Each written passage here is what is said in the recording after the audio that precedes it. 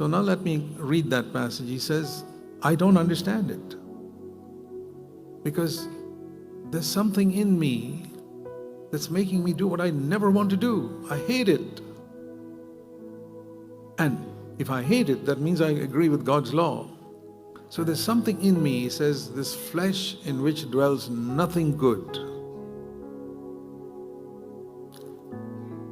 And that, when he thinks about that, as I just read it, he feels so bad about it. He says, I'm such a wretched man. How will I ever be free?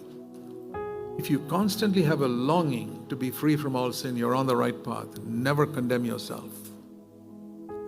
If a day comes in your life when you don't have a longing to be free from all sin, 100%, backsliding has started.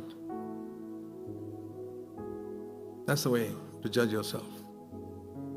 Not that you're actually free from sin, but you have a longing to be free from every single un-Christ-like thing in your life.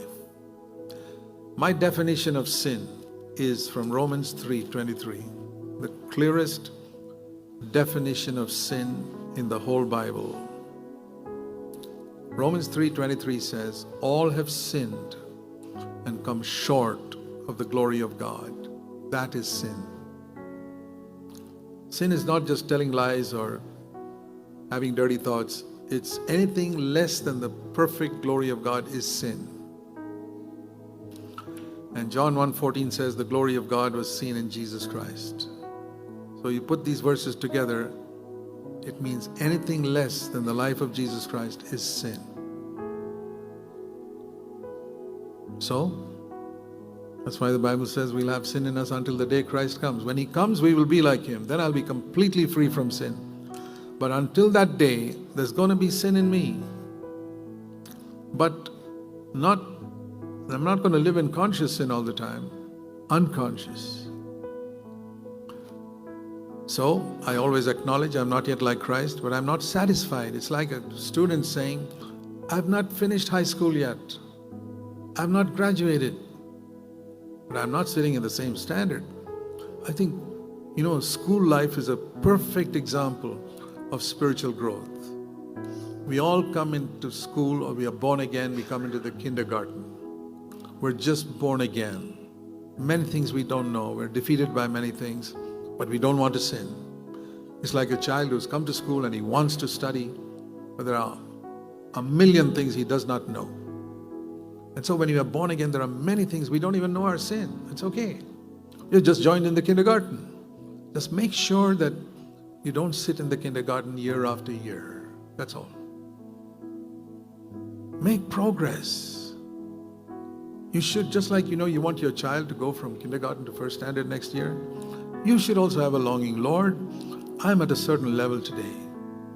I want to move on. There must be some sins in my life that I conquer by next year. And when I go through next year, there must be some sins that I conquer even further. Ultimately, a day will come and I'll be free from all sin. But it's not sudden. It's progression. How does a student learn all that is taught in high school, 12th standard, or in a degree course? It's not sudden. It's through many years, 12, 15 years of study, then they get a degree. So it's like that in the Christian life.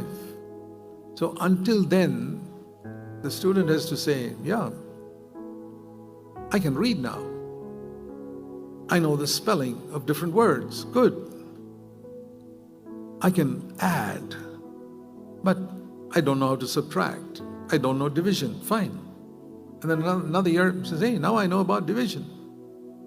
Now I know about multiplication. But he says, no, I still haven't learned square root.